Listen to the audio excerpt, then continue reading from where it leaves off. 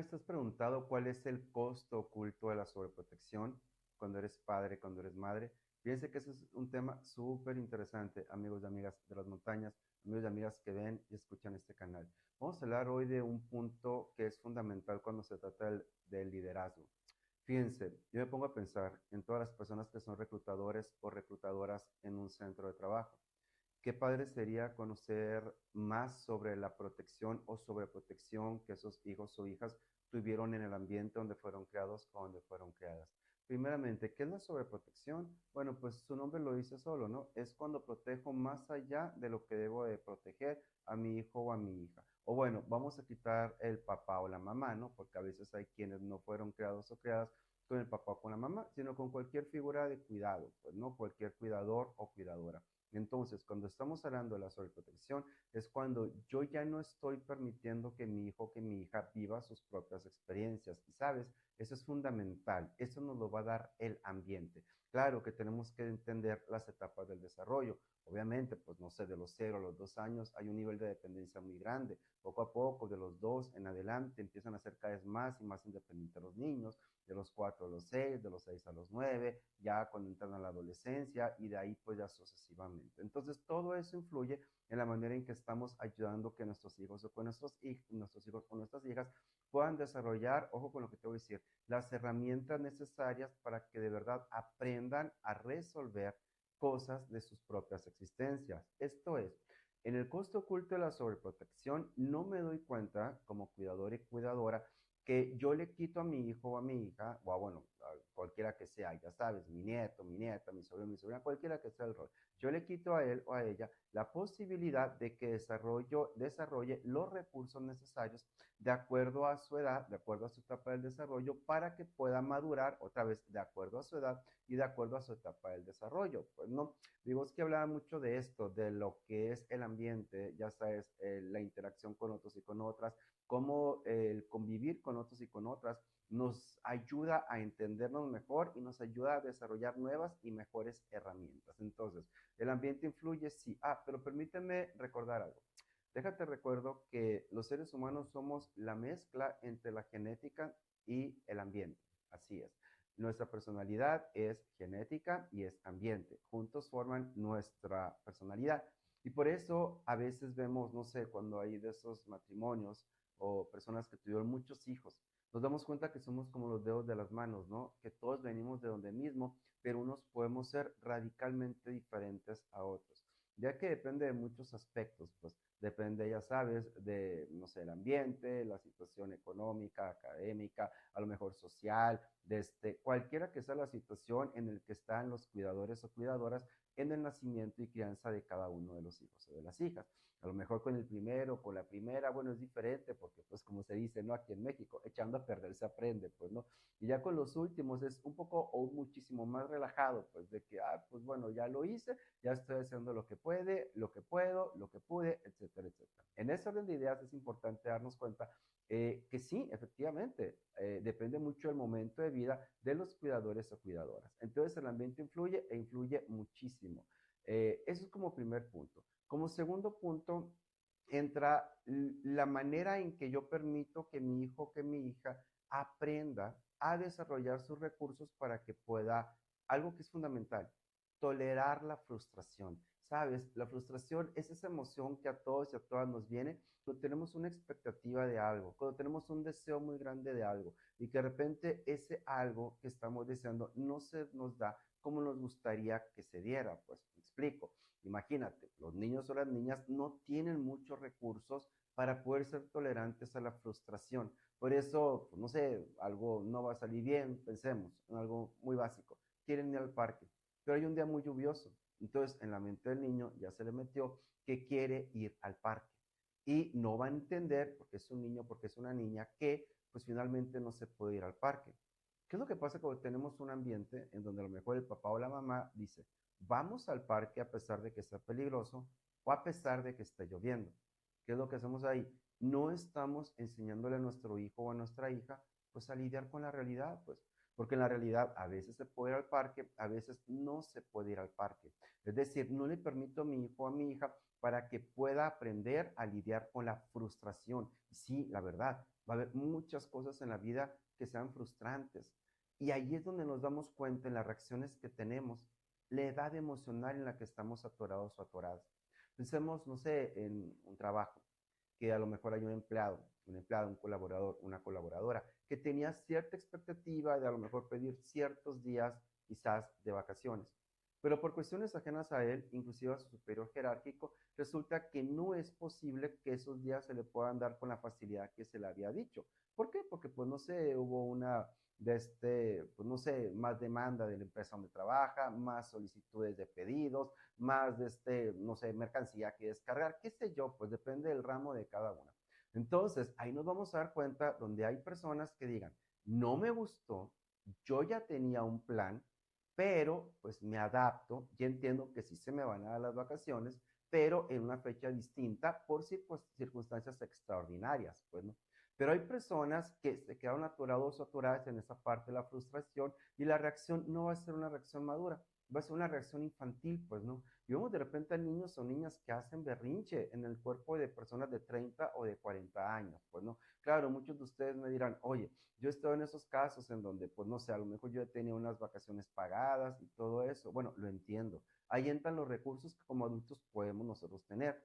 A lo mejor hablar con su superior jerárquico, llegar a un acuerdo, explicarles el hecho, pues de que sabes que yo gasté tanto, invertí tanto en mis vacaciones, etcétera, etcétera, y bueno, buscar una solución que sea más madura. En cambio, cuando no hacemos eso nosotros, ahí nos está diciendo mucho la edad emocional que nosotros tenemos. Desde ahí tú piensas en todas estas personas que hacen berrinche. Lo único que están haciendo es decirnos cuántos años emocionalmente tienen para poder lidiar con la frustración. Un tema interesantísimo, de verdad, que quisiera que si eres padre o que si eres madre, escucharas con atención. Es el ego del padre y de la madre. Así es. Papá y mamá también tienen su ego, como padre y como madre. Bueno, finalmente todos tenemos el ego, ¿no? Yo tengo el ego, no sé, como hijo, como hermano, ya sabes, como ser humano, como profesionista, todo eso. Todos tenemos nuestro ego. Pero, ¿sabes? Pasa algo interesantísimo, que es lo que yo le explico a los papás cuando van a alguna consulta. Aquí les digo, se está interponiendo tu ego de padre o de madre en la buena crianza de tu hijo o de tu hija. El ego del padre y del madre, del padre o de la madre, perdón, es cuando el enfoque está únicamente en el yo. Veo lo que yo creo que está bien. Veo lo que a mí me hace sentir bien como papá. Veo mi sufrimiento, veo que yo no voy a aguantar la culpa de ponerte un límite, no voy a poder aguantar el malestar que me va a ocasionar cuando me digas, eres el peor padre o la peor madre de la vida. No voy a aguantar, ya sabes, no sé, ¿qué te gusta? La tristeza de ver cómo tú, por consecuencias, ya sabes, porque te impuse pues alguna consecuencia, llámale castigo, llámale como tú le quieras llamar, no vas a ir a ese lugar que van a ir tus amiguitos o tus amiguitas. Allí entra mucho el ego del padre y de la madre. Pero tengo una cosa, no saben los padres y las madres el daño que le pueden causar a sus hijos o a sus hijas cuando interponen el ego de padre o de madre en la buena crianza de sus hijos o de sus hijas. ¿Qué quiero decirte con esto? Que se enfocan únicamente en lo que a mí me hace sentirme bien. O sea, a mí como padre o como madre. Y dejas de ver lo que es de beneficio para tu hijo o para tu hija. Déjame te repito esta frase porque es bien importante. Es cuando te enfocas como padre o como madre en tu ego, en lo que a ti te hace sentir bien, pero dejas de ver el beneficio de tu hijo o de tu hija. Es decir, la visión en ese momento es una visión a muy corto plazo, que lo único que está haciendo es buscar la satisfacción de tu ego de padre o de madre. Y no piensas a largo plazo en donde esa falta de límites, esa compensación de cuando tú pusiste un límite y lo compensaste con otra cosa, donde a lo mejor ya sabes, el no enseñar a tus hijos a lidiar con la frustración, en donde el querer ser el bueno o la buena, ya sabes, estos padres que juegan al padre bueno, al padre malo, ya sabes, uno dice, no vas a ir, te castigo porque te portaste mal. Y ese niño o niña va y le dice al otro, ¿no? Al papá, a la mamá, o en ese caso al abuelo o a la abuela, quien sea el cuidador o la cuidadora. Oye, yo quiero ir, pero mi mamá o mi papá o mi abuelo o mi abuela no me dejó y bla, bla, bla. Y él o ella, lejos de entender que son un equipo como superiores jerárquicos, el padre o la madre o el cuidador o la cuidadora, quien sea, rompe allí la autoridad y dice, sí vas a ir. Ok, fíjate, tu ego se satisfizo enormemente porque tú fuiste lindo, linda, tú quedaste bien, pero no entiendes que eso abre un hueco para que puedan tener una buena autoridad ante tu hijo o ante tu hija. Ya la otra vas a ver ese niño o esa niña que si uno dice que no, el otro va a decir que sí. Vamos, se mete en el juego de padre bueno, padre malo, madre buena, madre mala. Así que hay que tener mucho cuidado con esto. Otro tema que va mucho con el tema también del ego del padre o de la madre es tanto tema que hay hoy en día en cuanto a las heridas. Y te voy a decir una cosa, es muy difícil hacerlo perfecto como papá o como mamá. Casi siempre, ya sabes, la paternidad, la maternidad va relacionado con una factura que pues tenemos que pagar finalmente, pues no, porque papá o mamá pues son seres humanos que tienen su bagaje, su historia, tienen sus propios recursos, todo ese tipo de cosas y por lo tanto son seres humanos imperfectos como tú, como yo, como todos, y pues ¿qué es lo que hacen ellos o qué es lo que hacen ellas? Pues simplemente entienden que van a hacer lo mejor que puedan con los recursos que tienen. Claro, siempre es una herramienta muy buena acudir, ya sabes, a escuela para padres, a información, a terapia, todo lo que a ti te pueda ayudar. Pero cuando estamos hablando allí de las heridas, es increíble que muchas veces se usa como una justificación para satisfacer el ego de padre o de madre. Ya sabes, esta teoría de Lisbon View, ¿no? La herida de injusticia, la herida de rechazo, la herida de abandono, son diferentes tipos de heridas, ¿no? Pero con tal de, ya sabes, no causarle una herida, que a veces ni siquiera es una herida, ¿no? Que a veces es simplemente parte de nuestra imperfección humana, se tiende a sobreproteger al hijo o a la hija, olvidando el costo oculto que eso tiene. ¿Y qué es lo que ocasionamos ahí? Que nos enfocamos demasiado en la sobreprotección y no estamos conscientes de que hay que tener una visión a largo plazo pensando en lo que les favorezca a ellos o a ellas. Aquí conviene muchísimo, si tú te identificas con esto, por el ego de padre o de madre, buscar de alguna manera un feedback interesante de alguien que sea objetivo y que te pueda ayudar a ver eso que tú no estás viendo. Una persona objetiva es una persona que te va a incomodar, es una persona que te va a confrontar con eso que a lo mejor no estás viendo, es una persona que te va a poner de frente a eso que ahí está y que a lo mejor tú no estás viendo o que si estás viendo no puedes salir o te cuesta trabajo salir, etcétera, etcétera. Por eso es incómodo, ya sabes, un punto de vista objetivo, es incómodo un feedback objetivo, es muy incómodo una terapia. ¿Por qué? Porque tiene que entrar en ese proceso en donde nos ayude a ver eso que a lo mejor no estamos viendo. Y bueno, terminando el tema del ego del padre o de la madre, otro tema interesantísimo también es cuando se trata de los diagnósticos. Ya sabes, o sea, ciertamente la Organización Mundial de la Salud dice que pues es la nueva pandemia, ¿no? Todo el tema de salud mental.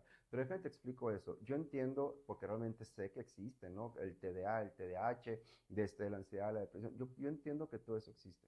Sin embargo, parte de una buena paternidad y maternidad es ayudar a que tu hijo o a tu hija aprenda a convivir con esa parte que tiene. O sea, enseñarle a tu hijo o a tu hija que es más que su diagnóstico, porque si no, muchas veces el diagnóstico se utiliza como una manera de manipulación ante los demás y ante los demás, y por lo tanto no le permite ejercer un buen liderazgo. Imagínate, ¿qué liderazgo va a poder tener una persona que tiene que tomar decisiones y que nunca aprendió a lidiar con su ansiedad? ¿Qué liderazgo va a poder tener una persona cuando se trata de tomar decisiones y que nunca aprendió a lidiar con cualquiera que sea su diagnóstico? Y por supuesto el tema de la salud emocional.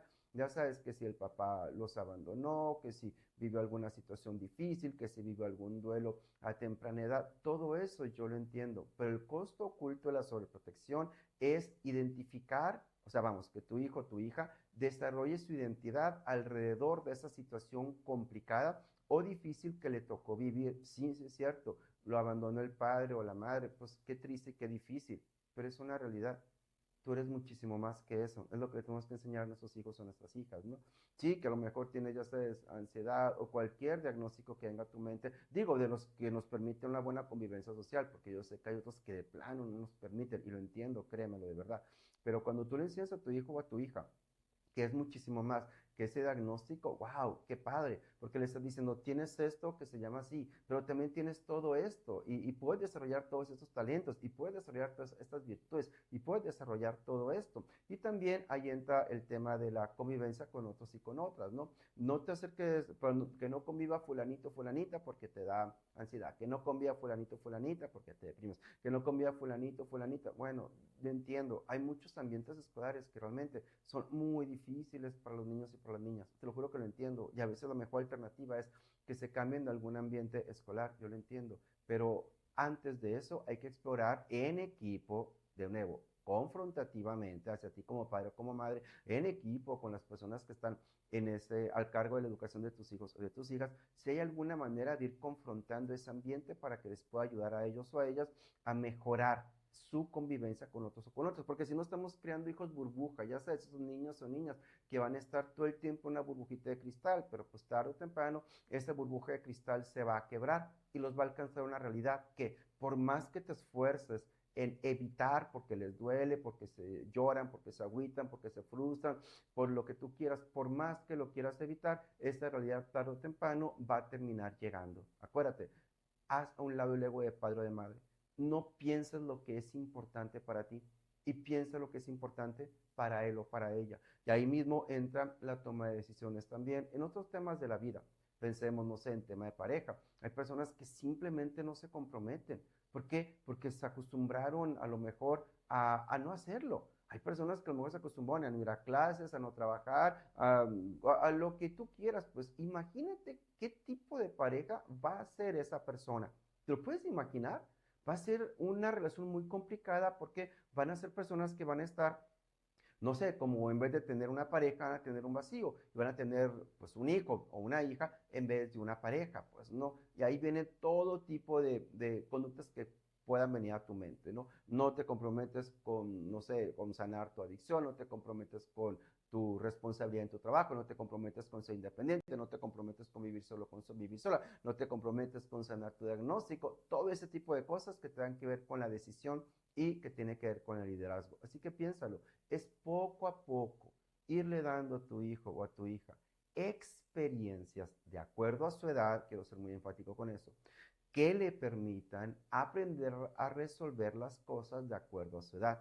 No se trata de que un niño de 4 años lo pongas, no sé, a hacer comida, pues no, no se trata de eso, aunque lamentablemente hay realidades en donde para sobrevivir es lo que tienen que hacer algunos niños o algunas niñas. Pero si en tus manos está, no se trata quizás de eso, pero sí se trata en esa edad, que a lo mejor está en su etapa más egocéntrica, que entienda que no todo se trata de él y no todo se trata de ella, sino que también hay un nosotros, también hay otras personas. Si se trata también de que, ya sabes, vayan desarrollando otros recursos, como a lo mejor en la adolescencia, donde ya tienen más edad, bueno, podrás lavar, podrás hacer cosas, podrás cumplir con tus responsabilidades, tener algún tipo de actividad paraescolar y todo lo que pueda venir a tu mente como algo que venga de utilidad.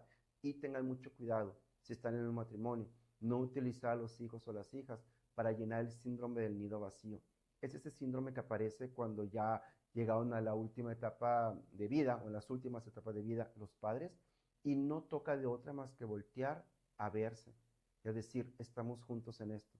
Pero hay muchos matrimonios que de verdad no saben lidiar con esa parte y que prefieren, ya sabes, seguir manipulando a un hijo o una hija, a menudo de manera inconsciente, para que regrese al seno del hogar y seguir con los roles de padre y de madre únicamente. No, también tienen que seguir con los roles de esposo y de esposa. De nuevo, si estás en un matrimonio, porque yo sé que no todo el mundo lo está. Hay que tener mucho cuidado que no aprovechar al hijo o la hija para llenar esos vacíos, ni cualquier otro. Si tú a lo mejor te quedaste sin amistades, tu hijo no tiene la culpa.